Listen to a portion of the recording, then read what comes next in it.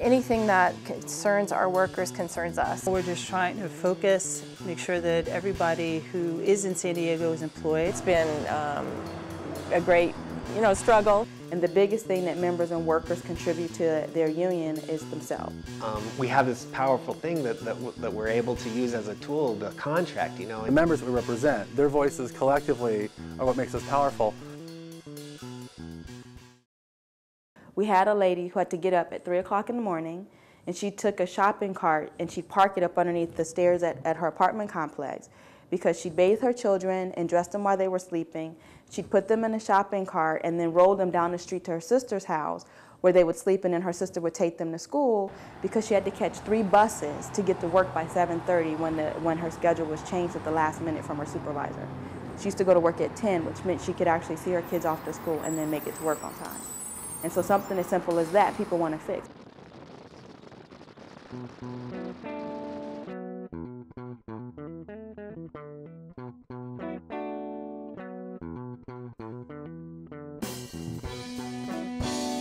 Well, SEIU has a lot of goals, but the main one is to help working families in the United States live a better life. SEIU is made up of over 2 million members, not only in the continental United States, but around the world. We represent people in the public sector and in the private sector, also people that work in sort of quasi-public private situations.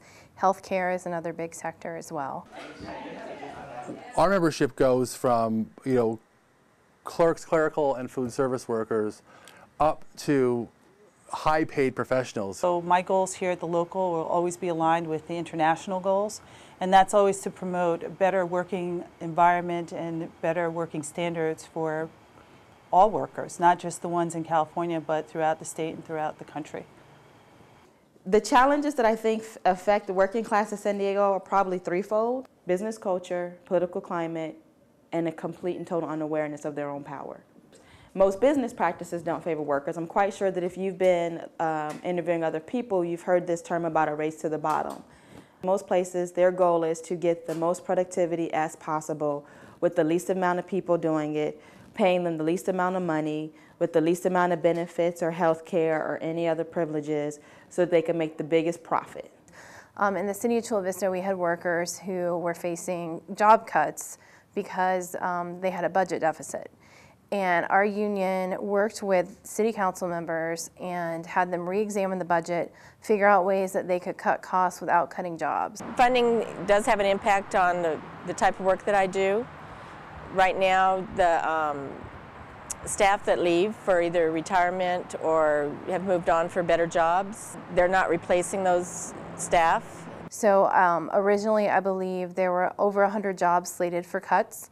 And after we talked to them at length and went through the budget line by line ourselves to prove that there was money that could be saved, I believe we got it down to 4 layoffs. So we saved a lot of jobs, and that to me was very powerful. It kind of showed the power of the union.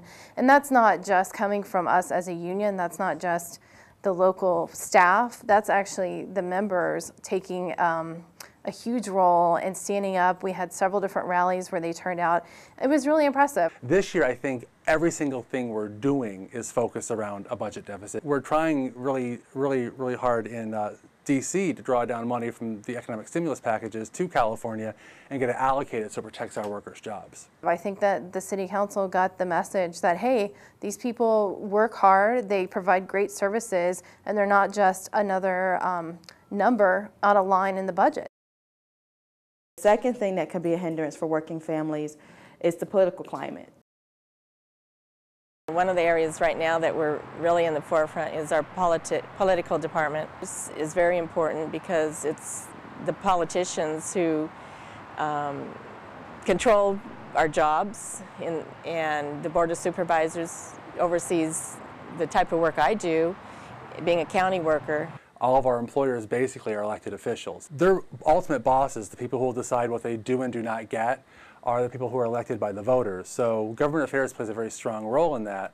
and working with the cities, the counties, the school districts to understand what the workers are going through, what their needs are, and we in essence just work with the highest level to make sure that when we actually work with the city manager or the superintendents, that when those contracts get to the governing body, that they're approved. So it's very important that we get people in there in the political arena that are pro-labor, pro-worker, and really support what we do on an everyday basis.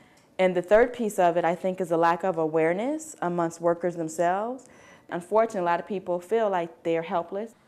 Bargaining is basically when we sit down with the employer as employees or as a union, the representatives of the employees, to actually work on finding common ground on wages and benefits and other working conditions.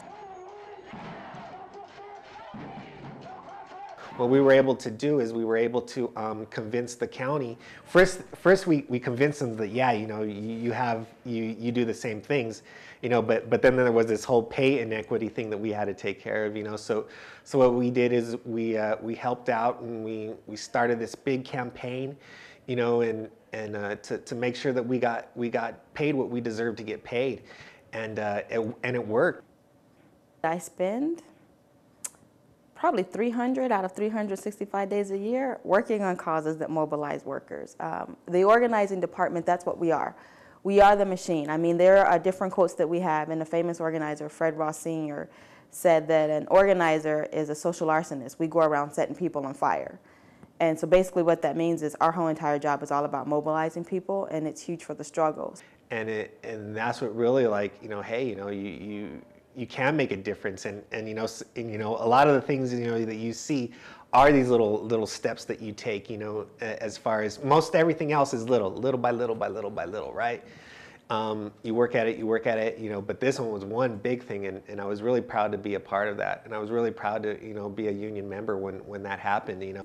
I, as Eric, I'm not powerful, or my staff aren't powerful, because we're powerful because all this power is transferred to us, and we speak with 12,000 voices behind us, and that is just an amazing thing. If we have to, you know, write letters or go lobby a politician or to speak at a community event and we need a crowd there for a press release, it's them who show up and share their stories.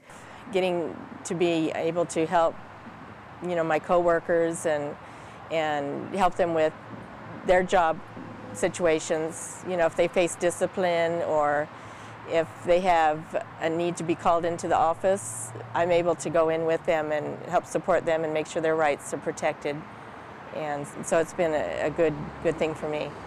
I myself used to be a public employee, so I know the challenges they face, so I felt like it was a good fit for me because you know, our political efforts and our social efforts as well really attracted me. I grew up in a union household. My dad was a Teamster. I mean, working class, truck driver. I had health insurance because my dad was a union member. There were certain things that were afforded because somebody else was there with him and the other truck drivers where he worked, looking out for his interest. So that was really my motivation. I mean, I lived it. The most basic definition of a union is a labor organization, but in the organizing world, we try to help people understand that a union is a group of co-workers who are coming together to make a difference. This is a quote from Samuel Gompers, and it basically says, what does labor want? Meaning, what do workers want? And it says, we want more schoolhouses and less jails. We want more books and less guns. We want more learning and less vice. We want more leisure and less greed. We want more justice and less revenge.